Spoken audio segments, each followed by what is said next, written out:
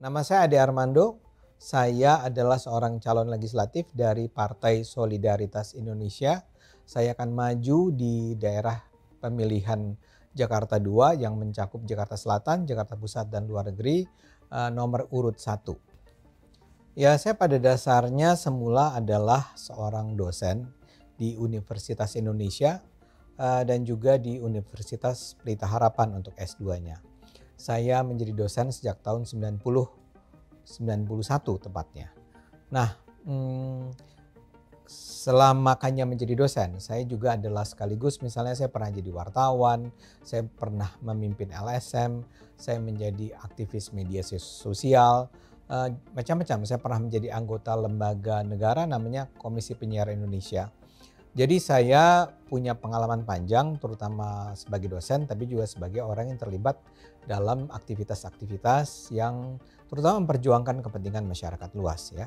Misalnya saja dulu karena saya orang komunikasi, saya itu aktif berjuang dalam hal demokratisasi penyiaran. Nah, salah satu kemudian isu yang menurut saya sangat penting itu adalah atau salah dua sebetulnya, ada dua hal di Indonesia ini. Yang pertama adalah korupsi ya, yang sangat merajalela di Indonesia, dan kedua adalah soal pluralisme, soal kebinekaan, soal begitu banyaknya penindasan terhadap hak-hak beragama, terutama kaum minoritas ya, apakah itu Kristen, apakah itu Ahmadiyah misalnya, dan berbagai macam penindasan lainnya. Saya itu sangat terganggu sebagai dosen dengan kenyataan tersebut. Karena itulah untuk waktu yang lama saya juga sudah terlibat dalam perang melawan korupsi dan melawan intoleransi. Kalau dalam hal korupsi misalnya saya pernah berjuang bersama teman-teman di kampus ya, pertama-tama dulu di melawan ya, Anda ingatlah ada pernah perlawanan melawan rezim Soeharto ya, dan melawan bentuk-bentuk korupsi lainnya.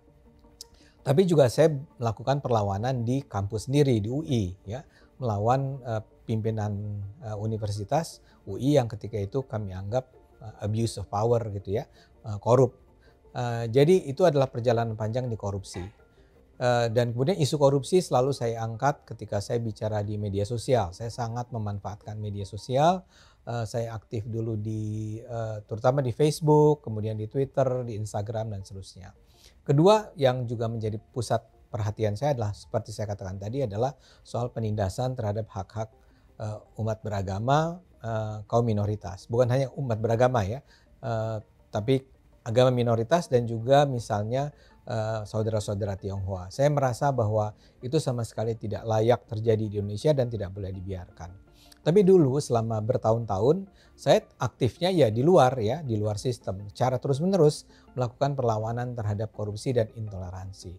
Tapi pada titik tertentu sekitar setahun yang lalu saya melihat kenapa saya tidak kemudian memperjuangkan dua isu besar ini melawan korupsi dan melawan intoleransi melalui DPR.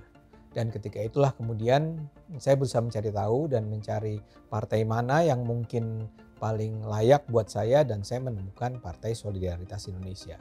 Jadi pada tahun 2024 ini saya akan maju menjadi caleg untuk Partai Solidaritas Indonesia di Dapil daerah pemilihan 2 ya, Jakarta 2 yang terdiri dari Jakarta Selatan, Pusat, dan luar negeri. Cita-cita saya adalah memerangi kedua hal tersebut, memerangi korupsi, memerangi intoleransi melalui DPR.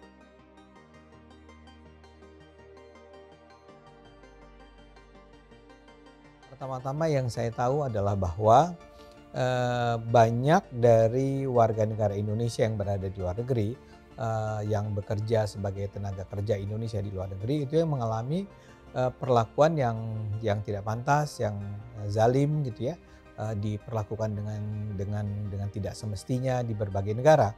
Bukan, saya tidak ingin menyalahkan negara-negara di mana teman-teman diaspora ini berada ya, tapi sistemnya memang perlu dirombak, perlu dipemantauan, perlu dijaga jangan sampai para teman-teman tenaga kerja Indonesia di luar negeri ini mengalami kezaliman seperti yang sering saya dengar selama ini.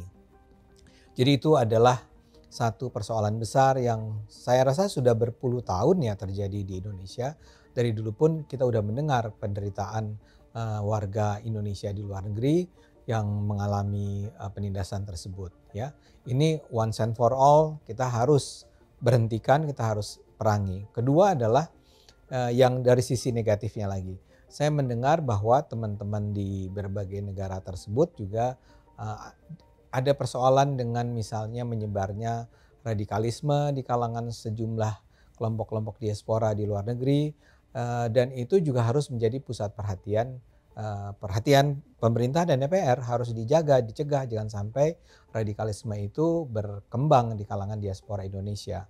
Nah, di kedua hal ini tentu saja pemerintah Indonesia punya peran, punya kewajiban yang sangat penting. Jangan sampai ada, seperti saya katakan tadi, ada tenaga kerja Indonesia yang berada di luar negeri, itu terzalimi hak-haknya, itu harus ada peran yang sangat aktif dari pemerintah untuk mencegahnya, melindungi mereka, dan kalau perlu langsung membawa pulang mereka ke Indonesia ya.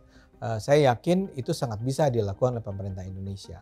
Nah, di sisi positifnya adalah saya tahu bahwa ada banyak sekali orang-orang Indonesia di luar negeri yang punya potensi yang sangat tinggi, yang sangat mungkin membawa manfaat buat Indonesia, yang selama ini barangkali belum atau dia tidak berada di Indonesia karena berbagai hal, termasuk di dalamnya adalah karena banyak teman-teman yang merasa bahwa berada di luar negeri itu bisa membawa kesejahteraan yang lebih baik misalnya.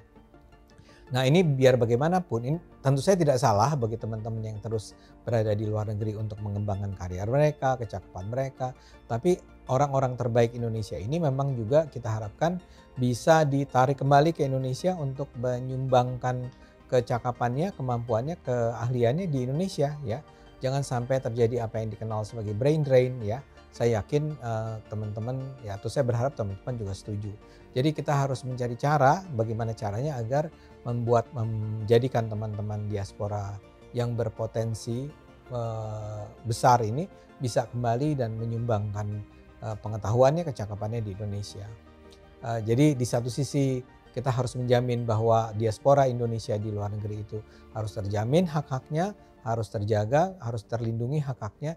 Di sisi yang lain kita juga berharap bahwa kaum diaspora Indonesia di luar negeri itu bisa menyumbangkan kembali kemampuan, kecakapan, kapasitasnya kepada rakyat Indonesia.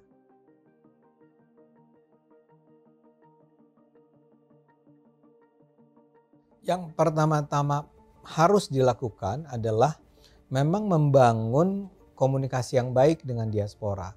Tidak bisa lagi tuh ada diaspora yang tidak terdeteksi atau warga Indonesia di luar negeri yang tidak teridentifikasi, yang tidak terdeteksi, yang tidak ada data yang cukup mengenai mereka ya.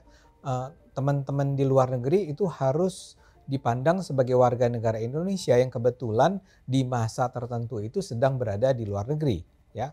Dan karena itu negara tetap punya kewajiban untuk melindungi mereka. Karena itulah salah satu, saya nggak tahu apakah selama ini sudah dijalankan atau tidak, tapi saya merasa bahwa harus it's a must, it's keniscayaan ya.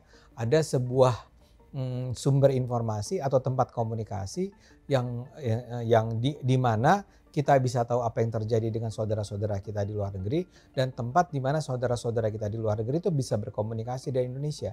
Saya terlalu sering mendengar cerita tentang bahwa di luar negeri itu ada misalnya kedutaan sampai nggak tahu bahwa ternyata di luar negeri itu ada saudara-saudara kita yang bekerja di sektor apa, di daerah mana, sehingga mereka ketika mengalami kezaliman seperti yang saya sebut tadi itu tidak bisa dilindungi. Jadi perlu sekali ada hubnya, ada hubungan antara kita dengan mereka, dan itu nggak bisa sekedar misalnya dilakukan oleh ya, bukannya berarti saya meremehkan LSM. LSM itu penting, tapi LSM tidak bisa bekerja begitu saja sendiri.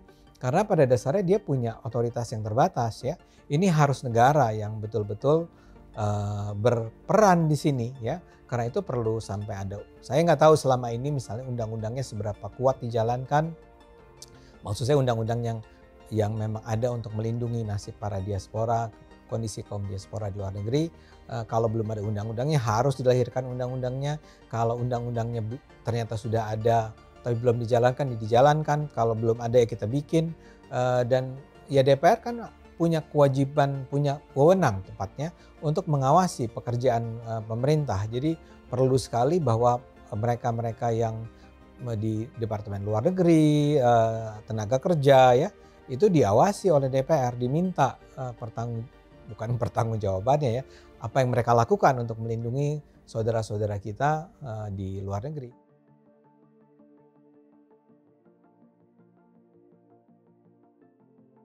Ya, saya termasuk orang yang setuju bahwa itu harus disahkan. Kalau tidak salah memang sudah ada upaya ya untuk melegalisasi ya duit kewarganegaraan. Tapi kalau itu sudah, maka saya sepenuhnya setuju. Kalau belum, memang kita harus siapkan sebuah peraturan perundangan yang bisa membuka kemungkinan bagi warga Indonesia atau keturunan Indonesia di luar negeri yang datang dari orang tua yang mungkin berbeda kewarganegaraan untuk memiliki duit kewarganegaraan.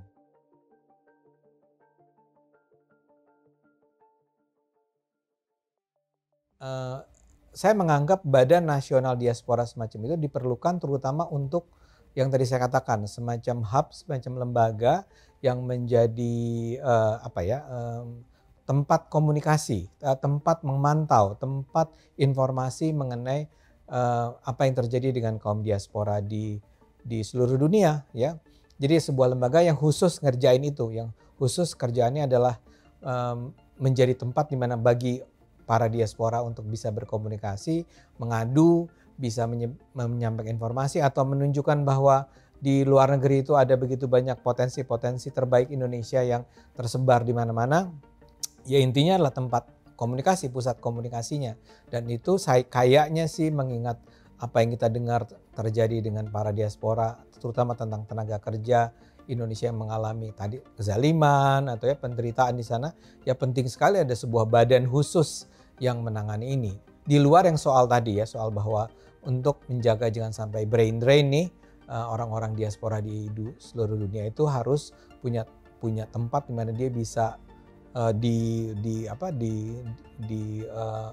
update tentang perkembangan tentang Indonesia dan apa yang mereka bisa lakukan. Pengalaman saya menunjukkan bahwa ada begitu banyak orang-orang Indonesia yang care sekali dengan negaranya, yang peduli sekali dengan negaranya, tapi mereka tidak cukup tahu ya bagaimana mereka harus berkontribusi buat negaranya. Selama ini saya tahu ada LSM kalau nggak salah ya, yang menjadi tempat komunikasi semacam itu, tapi akan sangat baik kalau Indonesia punya sebuah badan khusus, lembaga khusus untuk menjalankan peran itu. Sederhananya begini, saya percaya bahwa Anda akan memilih orang-orang terbaik ya. Orang-orang yang berintegritas, yang jujur, yang lurus, yang tadi saya katakan, yang tidak akan melakukan korupsi. Karena salah satu persoalan dengan DPR kita kan sekarang disebut sebagai lembaga paling korup di Indonesia. Jadi partai politik dan DPR itu adalah lembaga paling korup di Indonesia. Nah, jadi tolong teman-teman diaspora semua untuk memilih orang-orang terbaik, orang-orang yang punya integritas, yang jujur, yang akan memerangi, kalau dalam hal saya, memerangi korupsi, memerangi intoleransi di Indonesia ini. Karena itu dua persoalan yang sangat besar buat negara ini. Saya ingin katakan, ya kalau PSI jelas akan memperjuangkan itu. Saya jelas akan memperjuangkan itu. Tapi buat saya kalau Anda tidak memilih saya pun, pilihlah orang-orang yang menurut Anda akan bisa melindungi kepentingan bangsa ini. Jangan pilih sekedar karena Anda kenal atau sesuku atau seagama atau barangkali karena dia terkenal gitu ya. Barangkali karena orang itu selebritis. Please be serious aja. Itu saya yakin Anda sendiri teman-teman diaspora sudah punya keinginan semacam itu. Cuman saya harus ingatkan bahwa sebuah DPR yang bersih, yang berintegritas, yang jujur itu akan menentukan masa depan Indonesia. Semua teman-teman jangan lupa pemilu itu akan dilakukan pada 14 Februari 2024. Tolong pilih calon presiden dan calon legislatif yang terbaik. Saya sendiri bernama Ade Armando. Saya datang dari Partai Solidaritas Indonesia, nomor partai 15. Saya sendiri menempati posisi nomor urut 1 di PSI. Di daerah pemilihan Jakarta 2, yaitu Jakarta Pusat, Selatan, dan Luar Negeri.